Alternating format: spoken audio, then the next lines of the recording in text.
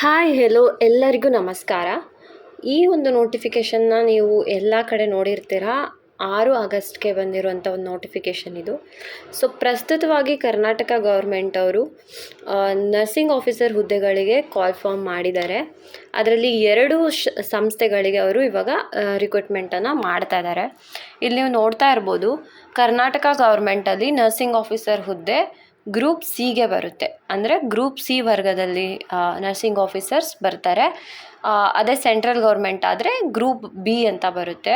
So ಇದೇ ಥರ ಕೆಲವೊಂದು ಇನ್ಸ್ಟಿಟ್ಯೂಷನ್ಗಳಲ್ಲಿ ಆಟೋನಮಸ್ ಯಾರ್ಯಾರು ಇರ್ತಾರೆ ಅವರಿಗೆ ತಕ್ಕಂತೆ ಅವರು ಗ್ರೂಪ್ಗೆ ಆ್ಯಡ್ ಮಾಡಿರ್ತಾರೆ. ಸೊ ನೀವು ನೋಡ್ತಾ ಇರ್ಬೋದು, ಇಲ್ಲಿ 2 ಸಂಸ್ಥೆಗಳಿಗೆ ಇವಾಗ ಪ್ರಸ್ತುತವಾಗಿ ರಿಕ್ರೂಟ್ಮೆಂಟ್ ಆಗ್ತಾ ಇದೆ. ಒಂದು ಕರ್ನಾಟಕ ವಸತಿ ಶಿಕ್ಷಣಗಳ ಸಂಸ್ಥೆ. ಇದು ಫಾರ್ ಎಕ್ಸಾಂಪಲ್ ಯಾವುದ್ಯಾವುದು ಅಂದರೆ ಮುರಾರ್ಜಿ ದೇಸಾಯಿ ಸ್ಕೂಲ್ಸ್ ಆಗಿರ್ಬೋದು, ಅಥವಾ ಯಾವುದಾದ್ರೂ ರೆಸಿಡೆನ್ಷಿಯಲ್ ಸ್ಕೂಲ್ಸ್ ಆಗಿರುತ್ತೆ, ಕಿತ್ತೂರು ರಾಣಿ ಚೆನ್ನಮ್ಮ ಸ್ಕೂಲ್ಸು, ಈ ಥರ ಸ್ಕೂಲ್ಗಳಲ್ಲಿ ಒಂದು ನರ್ಸಿಂಗ್ ಆಫೀಸರ್ ಇರ್ತಾರೆ. ಫಸ್ಟ್ ಏಡ್ ಟ್ರೀಟ್ ಮಾಡೋದಕ್ಕೆ, ಎಮರ್ಜೆನ್ಸಿಗೆ, ಅಥವಾ ಸ್ಕೂಲ್ ಮಕ್ಕಳು ಹೆಲ್ತ್ ರೆಕಾರ್ಡನ್ನು ಮೇಂಟೈನ್ ಮಾಡೋದಕ್ಕೋಸ್ಕರ. ಸೊ ಆ ಒಂದು ಕೆಲಸದಲ್ಲಿ ರಿಕ್ರೂಟ್ಮೆಂಟ್ ಆಗ್ತಿದೆ. ಹಾಗೆ ಸ್ಟೇಟ್ ESIC ಹಾಸ್ಪಿಟಲ್ಗಳಿಗೆ ರಿಕ್ರೂಟ್ಮೆಂಟ್ ಆಗ್ತಿದೆ. ಸೊ ವಸತಿ ಶಿಕ್ಷಣಗಳ ಸಂಸ್ಥೆ ಏನಿದೆ, ಇದು bed side clinical nurse work ಇರೋದಿಲ್ಲ. ಆದರೆ ESIC ಮಾತ್ರ ಕ್ಲಿನಿಕಲ್ ನರ್ಸ್ ವರ್ಕ್ ಇರುತ್ತೆ. ನೋಡ್ತಾ ಇರ್ಬೋದು ನೀವು ಇಲ್ಲಿ. ಟೋಟಲ್ ಇವಾಗ 11 ಹುದ್ದೆಗಳು ಪ್ರಸ್ತುತವಾಗಿ ESICಲಿದೆ. ಹಾಗೆ 23 ಹುದ್ದೆಗಳು ಕರ್ನಾಟಕ ವಸತಿ ಶಿಕ್ಷಣಗಳ ಸಂಘದಲ್ಲಿ ಇದೆ. ಫಾರ್ಮಸಿ ಆಫೀಸರ್ ಕೂಡ ಕಾಲ್ ಆಗಿದೆ, ನೋಡ್ತಾ ಇರ್ಬೋದು ಇಲ್ಲಿ. ತುಂಬ ಜನ ಕೇಳ್ತಾ ಇದ್ರಿ, ಇವಾಗ GNM ಮಾಡಿದ್ದೀವಿ ನಾವು ಅಪ್ಲೈ ಮಾಡ್ಬೋದಾ, BSc ಮಾಡಿದ್ದೀವಿ ನಾವು ಅಪ್ಲೈ ಮಾಡ್ಬೋದಾ ಅಂತ. ಸೊ ಇಬ್ರಿಗೂ ಕೂಡ ಅವಕಾಶ ಇದೆ ಇಲ್ಲಿ. ಬಟ್ 2 ಸಂಸ್ಥೆಗಳು ಕೂಡ ಡಿಫ್ರೆಂಟ್ ಎಲಿಜಿಬಿಲಿಟಿನ ಕೇಳ್ತಾ ಇದೆ. ESICಯಲ್ಲಿ ಬರೀ GNM ಮಾಡಿದವರಿಗೆ ಮಾತ್ರ ಅವಕಾಶವನ್ನು ಕೊಡಲಾಗಿದೆ, ನೋಡ್ತಾ ಇರ್ಬೋದು ನೀವು ಇಲ್ಲಿ. ಹಾಗೆ ಅವರು ಕರ್ನಾಟಕ ನರ್ಸಿಂಗ್ ಕೌನ್ಸಿಲಲ್ಲಿ ರಿಜಿಸ್ಟರ್ ಆಗಿರಬೇಕು. ಹಾಗೆ ಕರ್ನಾಟಕ ವಸತಿ ಶಿಕ್ಷಣಗಳ ಸಂಸ್ಥೆ ಏನಿದೆ ಅವರಿಗೆ BSc ನರ್ಸಿಂಗ್ ಆಗಿರ್ಬೋದು ಅಂತ ಕೊಟ್ಟಿದ್ದಾರೆ. ಪ್ಲಸ್ GNM ಆಗಿದ್ರೂ ಕೂಡ ನೀವು ಅಪ್ಲೈ ಮಾಡ್ಬೋದು. GNM ಅವ್ರಿಗೆ 2 ಸಂಸ್ಥೆಗಳಲ್ಲಿ ಕಾಂಪೀಟ್ ಮಾಡೋ ಒಂದು ಅವಕಾಶ ಇದೆ. ಆದರೆ BSc ಅವ್ರಿಗೆ ಜಸ್ಟ್ ರೆಸಿಡೆನ್ಷಿಯಲ್ ಸ್ಕೂಲ್ಗಳಲ್ಲಿ ಏನು ವೇಕೆನ್ಸಿ ಇದೆಯೋ ಅದಕ್ಕೆ ಮಾತ್ರ ಕಾಂಪೀಟ್ ಮಾಡ್ಬೋದು.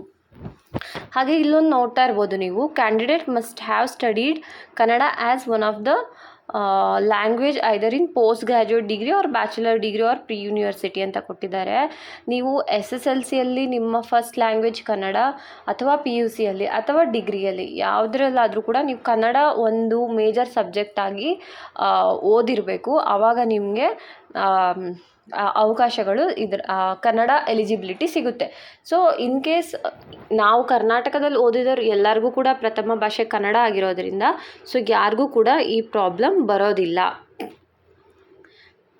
ಅಥವಾ ಯಾರು ಕನ್ನಡ ಮೇಜರ್ ಸಬ್ಜೆಕ್ಟಾಗಿ ಓದಿಲ್ಲ, 10th ಆಗಿರ್ಬೋದು, PUCಲಾಗಿರ್ಬೋದು, ಅವ್ರಿಗೆ ಸ್ಪೆಷಲ್ ಕನ್ನಡ ಟೆಸ್ಟನ್ನು ಕೊಡಲಾಗುತ್ತೆ ಬೇಸ್ಡ್ ಆನ್ 10th ಸಿಲೆಬಸ್. ಇವಾಗ ಪ್ರಸ್ತುತವಾಗಿ 10th ಸಿಲೆಬಸ್ ಏನಿದೆ ಕರ್ನಾಟಕದಲ್ಲಿ ಅದ್ರ ಪ್ರಕಾರ ಒಂದು ಟೆಸ್ಟನ್ನು ಕೊಡಲಾಗುತ್ತೆ KEA ಕಡೆಯಿಂದ. ಸೊ ಅದರಲ್ಲಿ ಎಲಿಜಿಬಲ್ ಆದರೆ ಮಾತ್ರ ಅವರು ಮೇನ್ ಎಕ್ಸಾಮ್ಗೆ ಎಲಿಜಿಬಲ್ ಇರ್ತಾರೆ.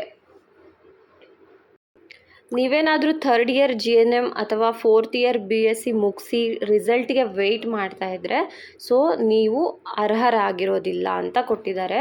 ಸೊ ಯಾರೆಲ್ಲ ಕಂಪ್ಲೀಟಾಗಿ ರಿಜಿಸ್ಟರ್ ಮಾಡಿದ್ದೀರಾ ಅವ್ರಿಗೆ ಮಾತ್ರ ಎಲಿಜಿಬಿಲಿಟಿ ಸಿಗುತ್ತೆ. ಫೀಸ್ ಸ್ಟ್ರಕ್ಚರ್ನ ನೀವು ನೋಡ್ಬೋದು. ಇಲ್ಲಿ ಜನರಲ್ ಅಥವಾ ಕೆಲವೊಂದು ಕ್ಯಾಟಗರಿ ಅವ್ರಿಗೆ ಸೇಮ್ ಶುಲ್ಕ ಇಟ್ಟಿದ್ದಾರೆ, 750 ರೂಪೀಸ್. SC ST ವಿದ್ಯಾರ್ಥಿಗಳಿಗೆ ಅಥವಾ ಎಕ್ಸ್ ಸರ್ವಿಸ್ ಯಾರ್ಯಾರು ಇರ್ತಾರೆ ಅವ್ರುಗಳಿಗೆ ಮಾತ್ರ 500 ರೂಪೀಸನ್ನು ಇಟ್ಟಿದ್ದಾರೆ. ಅದೇ ಥರ ವಿಶೇಷ ಚೇತನ ಅಭ್ಯರ್ಥಿಗಳಿಗೆ 250 ರೂಪೀಸ್ ಪ್ರಕ್ರಿಯೆ ಶುಲ್ಕ ಮಾತ್ರ ಅವರು ಪೇ ಮಾಡಬೇಕಾಗುತ್ತೆ. ಹಾಗೆ ಪರೀಕ್ಷೆ ದಿನಾಂಕವನ್ನು ಅವ್ರು ಯಾವುದೇ ರೀತಿ ಕೊಟ್ಟಿಲ್ಲ. ಪತ್ರಿಕೆ ಇದರಲ್ಲಿ ಸಾಮಾನ್ಯವಾಗಿ 2 ಪತ್ರಿಕೆಯನ್ನು ಕೊಡ್ತಾರೆ KE ಅವರು. ಒಂದು ಸಾಮಾನ್ಯ ಜ್ಞಾನ ಮತ್ತು ನಿರ್ದಿಷ್ಟ ಪತ್ರಿಕೆ ಅಂತ. ಸಾಮಾನ್ಯ ಜ್ಞಾನ ಅಂತ ಅಂದರೆ ನೀವು ನೋಡ್ಬೋದು, ಸೊ ಇದೊಂದು ಬೇಸಿಕ್ ಡಿಗ್ರಿ ಲೆವೆಲ್ ಎಕ್ಸಾಮ್ ಆಗಿರೋದ್ರಿಂದ ಸೊ ಮಾಡ್ರೇಟ್ಲಿ ಜನರಲ್ ನಾಲೆಜನ್ನು ಕೇಳ್ಬೋದು ಅಂತ ಇನ್ಡೆಪ್ತ್ ಜನರಲ್ ನಾಲೆಜ್ ಹಿಸ್ಟ್ರಿ ಆ ಥರ ಹೋಗಲ್ಲ. ಸೊ ಒಂದು ಆ್ಯಾವ್ರೇಜ್ ಲೆವೆಲ್ಗೆ ಎಷ್ಟು ಬೇಕಾಗುತ್ತೆ. ಕರೆಂಟ್ ಅಫೇರ್ಸ್ ಅಂತೂ ಎಲ್ಲರೂ ಎಲ್ಲದನ್ನು ಸ್ಟಡಿ ಮಾಡಲೇಬೇಕು.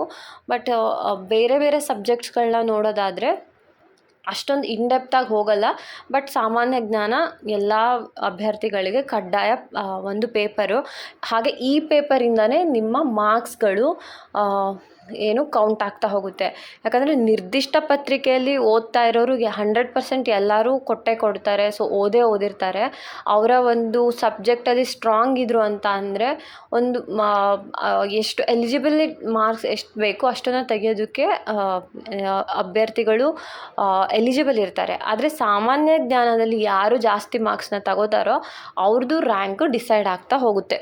ಹಾಗೆ ಸ್ಪೆಷಲ್ ರಿಸರ್ವೇಷನ್ ಕ್ಯಾಟಗರಿ ನೀವು ನೋಡ್ತಾ ಇರ್ಬೋದು.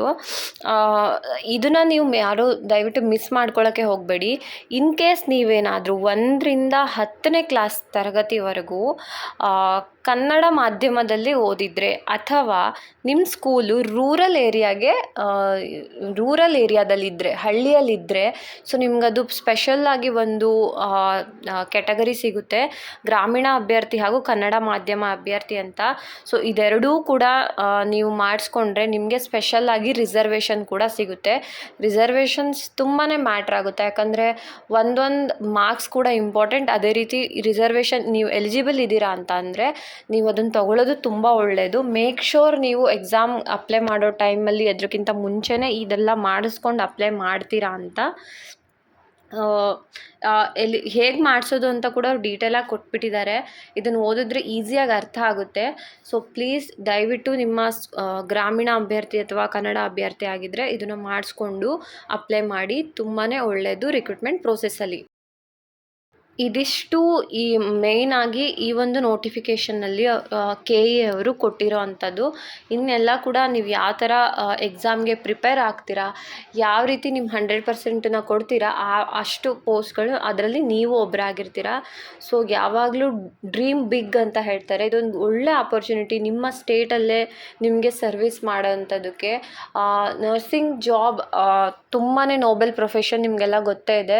ಸೊ ಅದು ಗೌರ್ಮೆಂಟಲ್ಲಿ ಮಾಡುವಾಗ ಅದಕ್ಕೊಂದು ಸರ್ವಿಸ್ ಮೈಂಡ್ ಇಟ್ಕೊಂಡು ಮಾಡ್ತಾ ಇರೋದ್ರಿಂದ ತುಂಬಾ ಒಂದು ಪೀಸ್ಫುಲ್ ಅನಿಸುತ್ತೆ ನಿಮ್ಮ ಮೈಂಡ್ಗೆ ಕೂಡ.